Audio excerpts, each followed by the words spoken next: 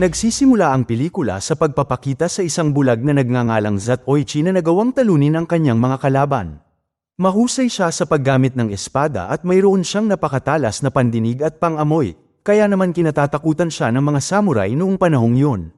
Isang araw may isang grupo ng mga tulisan ang nag-utos sa isang batang lalaki na nakawin ang tungkod ni Zatoichi. Gayunpaman, sinabi ng batang lalaki na wala siyang plano na guluhin si Zatoichi na kilala bilang isang maalamat na swordsman.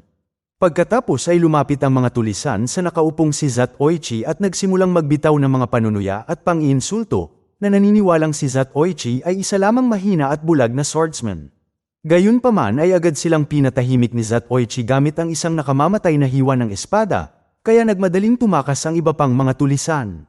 Samantala sa ibang lugar, si Tia Ome na isang magsasaka at nagtitinda ng gulay sa palengke ay nilapitan ng isang grupo ng mga tao mula sa isang Yakuza gang na pinamumunuan ni Ginso. Pinilit nila si Tia Ome at ang iba pang mga mangangalakal na ibigay ang lahat ng kanilang pera sa kanila. Si Ginso at ang kanyang grupo ay madalas na kumikilos na ayon lamang sa kanilang kagustuhan, minsan ay nagsasagawa pa ng mga aksyon na lubhang nakakagambala sa mga residente. Ngunit walang magawa ang mga residente kundi sundin ang kagustuhan ng mga Yakuza dahil nasusuhulan ng mga ito ang mga pulis.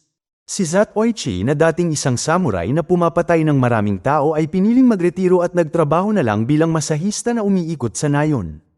Habang papunta sa lungsod ay nakilala niya si Tia Ome na nahihirapang magbuhat ng kanyang mga paninda. Tinulungan siya ni Zatoichi at bilang pasasalamat ay inanyayahan siya ni Tia Ome na magpahinga sa kanyang bahay ng ilang sandali. Habang nananatili roon ay naging mabuting kaibigan ni Zatoichi ang pamangkin ni Tia Ome na nagngangalang Shinichi.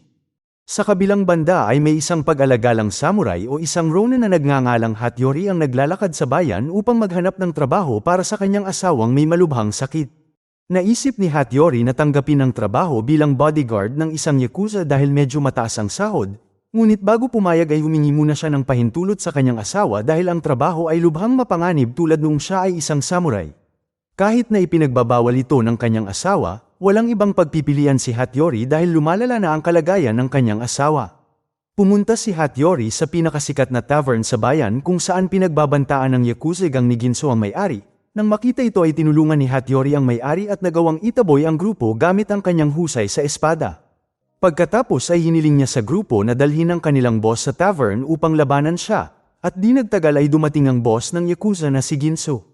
Ngunit tila ayaw ni Hattori na labanan si Ginso at sa halip ay hiniling niya sa kanya na kuhanin siya bilang kanyang bodyguard, at matapos malaman ng mga kakayahan at pinagmulan ni Hattori bilang isang dating kinatatakutang samurai, agad siyang tinanggap ni Ginso bilang kanyang bodyguard. Sumunod ay binisita ni Zatoichi at Shinichi ang isang kasino na pag-aari ni Ginso upang subukan ang kanilang swerte sa larangan ng sugal. Dahil sa kanyang napakatalas na pandinig, nahulaan ni Zatoichi ang bilang sa dice na magkakasunod na nilalaro ng mga bookies nang walang kahit kaunting pagkakamali, at dahil dito ay kumita sila ng malaki sa larangan ng sugal. Doon ay nagulat si Shinichi matapos mismong masaksihan ang kadakilaan ni Zatoichi na kayang hulaan ang bilang sa dice ng may katumpakan. Samantala sa ibang lugar, inatasan si Hattori na patayin ng isang negosyanteng pinaniniwalaang nagsagawa ng isang rebelyon laban sa gang ni Ginso. At dahil sa kanyang husay sa paggamit ng espada ay madaling napatay ni Hattori ang lalaki. Pagkatapos ay binisita ni Zatoichi ang tavern kung saan naroon din si Hattori, magkalapit ang kanilang mga upuan kaya nang aksidenteng mahulog ng matanda sa tavern ang tungkod ni Zatoichi na isa palang espada, agad itong nakita ni Hattori na agad nakaramdam ng kakaibang presensya. Muntik nang humantong sa laban sina Zatoichi at Hattori, ngunit nagpasya silang tumigil at huwag nang maglaban sa tavern. Kinabukasan ng gabi ay bumalik sina Zatoichi at Shinichi sa kasino kung saan sadyang tumaya si Shinichi sa panalo ni Zatoichi, malaki ang kinita nila matapos mahulaan ng tama ni Zatoichi ang bilang sa dice. Pagkatapos ng sunod-sunod na panalo ay binisita ni Zatoichi at Shinichi ang isang bahay aliwan kung saan nila nakilala sina Oai at Okino, ang magkapatid na geisha na may balak na nakawin ang kanilang pera. Ngunit nalaman ni Zatoichi ang intensyon ng geisha. Alam pa nga ni Zatoichi na si Oai ay isang lalaking nagbibihis na parang babae. Dahil nabunyag ang kanilang pagbabalat kayo at mga plano, sinabi ni na Okino at ng kanyang kapatid kay Zatoichi na sila na lamang ang nakaligtas sa isang pagnanakaw at masaker na isinagawa sa kanilang ari-arian 10 taon na ang nakalilipas. Hindi nagtagal ay natuklasan nila na ang mga taong responsable sa pagpatay sa kanilang pamilya ay ang parehong Yakuza na nanggugulo sa maliit na bayan. Bukod sa pagnanakaw ng pera, naghihiganti rin ang magkapatid para sa pagpatay sa kanilang mga magulang. Matapos marinig ang kwento mula kay Okino at sa kanyang kapatid, determinado si Zatoichi na tulungan sila.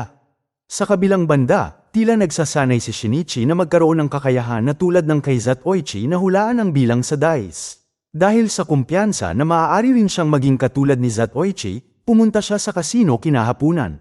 Sa kasamaang palad, napatalo niya ang lahat ng kanyang pera dahil hindi tama ang kanyang hula.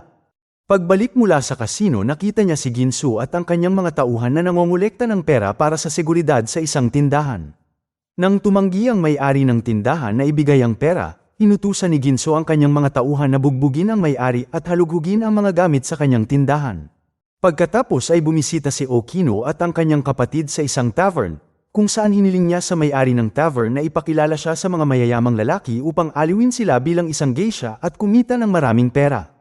Pagkatapos ay ipinakilala ng may-ari ng tavern sina Okino at Oai sa isang mayamang negosyante, kung saan hiniling sa kanila na pasayahin siya ngayong gabi at walang pag-aalinlangan na tinanggap ng dalawa ang alok. Habang pinapasaya ang mayamang lalaki, napagtanto ni Okino na ang tauhan ng mayamang lalaki ay isang miyembro ng Yakuza na pumatay sa kanyang mga magulang 10 taon na ang nakalilipas. Sa oras na yun ay agad niyang pinatay ang lalaki. Sa ibang lugar ay bumalik sina Zatoichi at Shinichi sa kasino, dahil laging nakakahula ng tama si Zatoichi ay gumawa ng panluloko ang mga namamahala sa laro para hindi sila patuloy na manalo. Ngunit agad itong napansin ni Zatoichi at agad na pinatay ang mga namamahala dahil sa pandaraya. Pinatay din ni Zatoichi ang lahat ng miyembro ng gang na naroon dahil alam niyang ang kasino ay pag-aari ni Ginsu, ang Yakuza na nagnakaw at pumatay sa mga magulang nina Oai at Okino. Samantala nalaman ni Ginsu na nawasak na ang kanilang kasino at lahat ng kanyang mga tauhan doon ay pinaslang, inutusan ni Ginsu si Hattori na imbestigahan at patayin ang salarin. Nang dumating si Hattori sa pinangyarihan at naobserbahan ang kalagayan ng lahat ng bangkay doon, naisip niya na ang massacre ay tiyak na ginawa ni Zatoichi kaya't hiniling niya sa gang na hanapin ang bulag na gumagamit ng espada sa buong lungsod. Dahil sa pakiramdam na ang kanyang pinagtataguan ay malapit ng matuklasan ni Ginsu, iminungkahi ni Shinichi na magtago sila sa bahay ni Tia Ome ng ilang sandali. Samantala sa ibang lugar, plano ni Ginsu na ibalik ang negosyo ng kasino sa pamamagitan ng pagsamsam sa isang kasino na pagmamay-ari ng isa pang gang ng Yakuza. Sa tulong ni Hattori na kayang patayin ang kabilang miyembro ng Yakuza gamit ang kanyang napakalakas na kasanayan sa espada, nagtagumpay ang gang ng Ginsu sa pagsasakatuparan ng kanilang plano. Gayunpaman, si Shinichi na nakasaksi sa massacre na isinagawa ng gang nina Hattori at Ginsu ay sinabi ito kay Zatoichi. Binalaan niya ang bulag na ang gang ng Ginsu ay may isang napakagaling na swordsman na kayang pumatay ng iba pang miyembro ng Yakuza ng mag-isa. Pagkatapos ay makikita sina Okino at Zatoichi na tila seryosong nag-uusap tungkol sa pagnanais ni Okino na bumalik sa lungsod. Gusto niyang makasama ang mayamang lalaki na nakilala niya noong isang araw upang maghukay ng impormasyon tungkol sa gang ni Ginsu. Sumunod ay bumalik sina Okino at Oai sa lungsod at pumunta sa tavern. Tinanong nila ang may-ari ng tavern tungkol sa mayamang lalaki na maaaring interesado pa rin kumuha ng kanilang serbisyo bilang geisha. Sinabi ng may-ari ng tavern na sasabihin niya ito sa mayamang lalaki. Pagkatapos ay tinanong ng may-ari ng tavern kung saan na sila nakatira ngayon.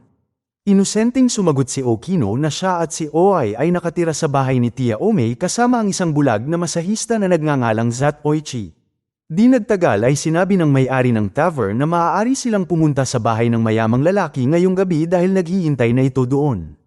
Agad na tumungo sina Okino at Oai sa bahay ng mayamang lalaki nang walang kahit kaunting paghihinala. Ngunit pagdating nila roon ay napapaligiran nito ni Ginsu at ng kanyang mga tauhan na alam na kung sino talaga sila.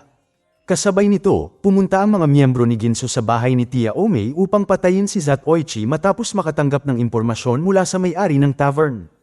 Nang hindi nila natagpuan doon si Zatoichi, sinunog nila ang bahay ni Tia Ome. Pagbalik sa magkapatid na geisha na na-corner at handa ng patayin, sa wakas ay lumitaw si Zatoichi at iniligtas silang dalawa. Agad na pinatay ni Zatoichi ang lahat ng tauhan ni Ginsu habang nakatakas naman si Ginsu mula roon, pagkatapos ay hinabol siya ni Zatoichi hanggang sa wakas ay nakaharap niya si Hattori. Tila ang kakayahan ni Hattori na lumaban gamit ang espada ay malayo pa rin kay Zatoichi na mas malakas at mas may karanasan, dahil madali siyang natalo ng bulag sa maikling panahon lamang. Kinabukasan ay natagpuang wala ng buhay si Ginsu sa tabi ng ilog. Pagkatapos ay makikita sina Tia Ome, Shinichi, Okino at Oai na nakaupong magkasama habang pinapanood ang proseso ng muling pagsasaayos sa nasunog na bahay. Nakangiti sila ng may ginhawa dahil namatay si Inusok at ang kanyang mga tauhan. Nangangahulugan nito na nagtagumpay sila sa paghihiganti at hindi na makakaramdam ng panganib sa presensya ng grupong Ginso na mahilig mangapi sa mga taong bayan. Samantala, nagpasya si Zatoichi na bumalik sa paglalakbay bilang isang masahista, kung saan sa paglalakbay ay nakaharap niya ang isang hukbo ng mga yakuza, at natalo ni Zatoichi ang isang makapangyarihang Ronin sa isang tunggalian. Kalaunan ay naglakad si Zatoichi papasok sa bayan at hinarap ang may-ari ng tavern. Dito ay nabunyag na siya ay isang pangalawang pinuno ng Yakuza gang. Bago patayin ang may-ari ng tavern ay iminulat ni Zatoichi ang kanyang mga mata. Nagulat ang may-ari matapos makita ang mga mata ni Zatoichi. Pagkatapos ay pinuntahan ni Zatoichi ang matanda sa tavern na walang iba kundi ang matagal ng pinuno ng Yakuza, na nagbabalat kayo bilang isang matandang waiter hanggang sa puntong ito. Sadya siyang nagbalat kayo bilang lolo ng may-ari ng tavern na siyang kanyang kanang kamay, upang linlangin ang kanyang mga kaaway at protektahan ang kanyang sarili mula sa mga gustong pumatay sa kanya. Gayunpaman ay alam na ni Zatoichi ang tunay niyang pagkakakilanlan simula pa noong unang beses siyang bumisita sa tavern. Dahil alam niyang lahat ng tauhan niya ay pinaslang ni Zatoichi at imposible nang ayusin ang lahat mula sa simula dahil sa kanyang katandaan. Hiniling ng matanda kay Zatoichi na patayin siya. Ngunit dahil hindi pinagsisisihan ng matanda ang lahat ng kawalang katarungang nagawa niya sa kanyang buhay, nagpasya si Zatoichi na huwag siyang patayin at sa halip ay binulag ang kanyang mata upang mamuhay na mag-isa at magdusa habang buhay. Nagtatapos ang pelikula sa isang sayaw na pinangunahan ng isang kilalang Japanese na grupo. Salamat sa panunood. Para lagi kayong updated sa susunod na kwento, mag-subscribe at siguraduhin na naka-on ang notification bell. Ingat!